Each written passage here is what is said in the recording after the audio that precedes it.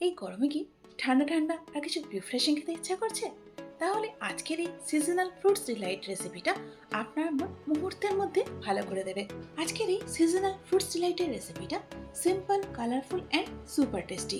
এই অতিরিক্ত গরমে শরীর যখন হাঁসফাঁস, সেই সময় যদি এইরকম এক বাটি চিল্ড ডেজার্ট পাওয়া যায়, তাহলে মনের সঙ্গে শরীর হয়ে যাবে একদম কুলকুল। দেখতে ঠিক যতটা আকর্ষণীয়, খেতে কিন্তু ঠিক ততটাই লোভনীয়।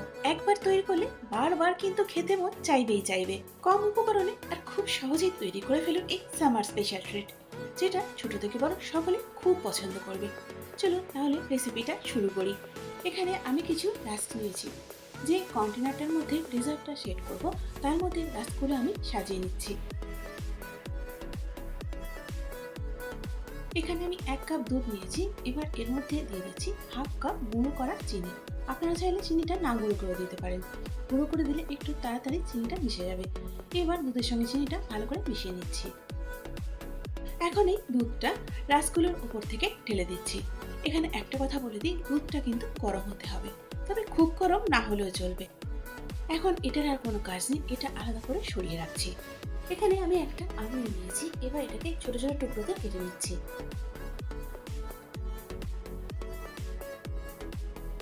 এখানে আমি 4টে তাল শাঁস নিয়েছি।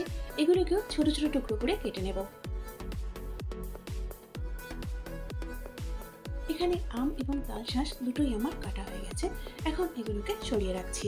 এখানে আমি হুইপড ক্রিম পাউডার নিয়েছি 200 গ্রাম। এবার এর মধ্যে 200 মিলিলিটার দুধ দিয়ে দেবো, তবে দুধটা একেবারে দেবো না, বারে বারে দেবো। এখন ইলেকট্রিক মিটারের সাহায্যে আমরা ক্রিমটাকে বিট করে নেব।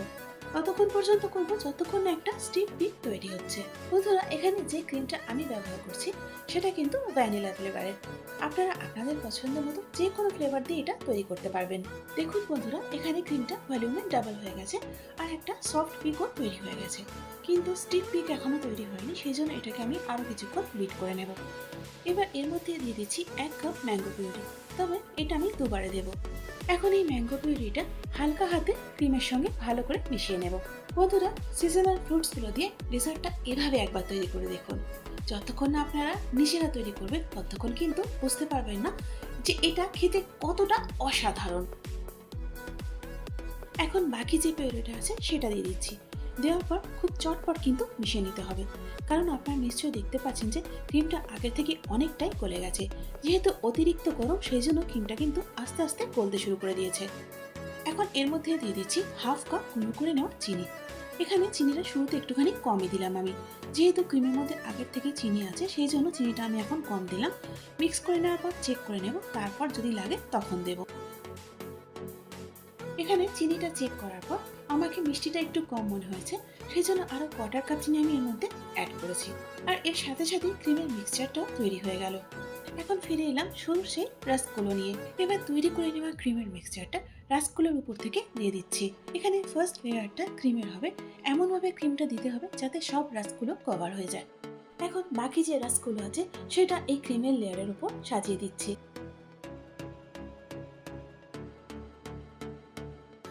এখন আবারও রাস্কের উপরে ক্রিমের লেয়ারটা দিয়ে দিচ্ছি। এবার উপর থেকে দিয়ে দিচ্ছি আমের কুচিগুলো। আমের পর এখন এখানে দিয়ে দিচ্ছি টুকরো করে নেওয়া তাল শাঁসগুলো। এখানে আমি আরো একটা সিজনাল ফ্রুট নিয়েছি, আর সেটা হলো লিচু। লিচুগুলোকে আমি লম্বা লম্বা করে ছাড়িয়ে নিয়েছি। এখন এগুলো দিয়ে দেব। এখানে ফ্রুটসের লেয়ারটা কমপ্লিট হয়ে গেছে। এর উপর থেকে দিয়ে দিচ্ছি আবারও ক্রিমের লেয়ার। ক্রিমের পর এখন আবারও ফ্রুটসের লেয়ারটা দিয়ে দেব। এভাবে লেয়ারগুলো রিপিট করব। এখানে ফ্রুটসের লেয়ারটা কমপ্লিট হয়ে যাওয়ার পর এখন একদম উপরে দিয়ে দিচ্ছি ক্রিমের লেয়ারটা। এটাই ফাইনাল লেয়ার। এবার স্প্যাচুলা দিয়ে উপরের লেয়ারটা একটু ঠিক করে দিচ্ছি, যদিও একদম স্মুথ হবে না, কারণ নিচে যেহেতু ফলের লেয়ারটা আছে, তবুও যতটা পারছি সমান করার চেষ্টা করছি। এবার এটা ফ্রিজে যাওয়ার জন্য রেডি। ফ্রিজে অন্ততপক্ষে 2 থেকে 3 ঘন্টার আগে একদম চিল্ড করে নিতে হবে। ভিডিও শুটের জন্য এটাকে আমি ফ্রিজে রেখেছিলাম প্রায় 2 থেকে 2.5 ঘন্টা।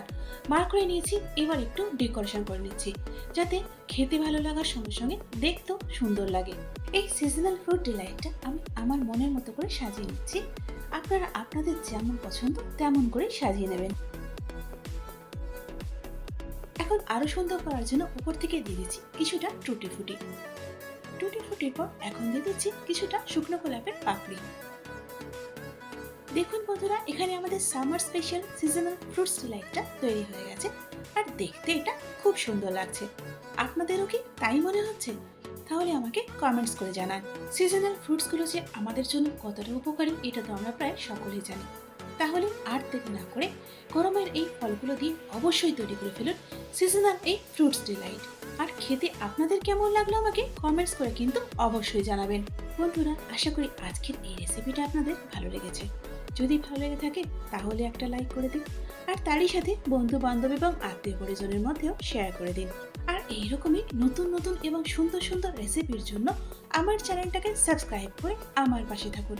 আর তার সাথে পাশের বেল আইকনটা প্রেস করে দিন, যাতে করে আমার নতুন ভিডিও আপলোড হওয়া মাত্রই নোটিফিকেশনটা সবার আগে আপনি পেয়ে যান। এতক্ষণ আমার সঙ্গে থাকার জন্য অনেক ধন্যবাদ।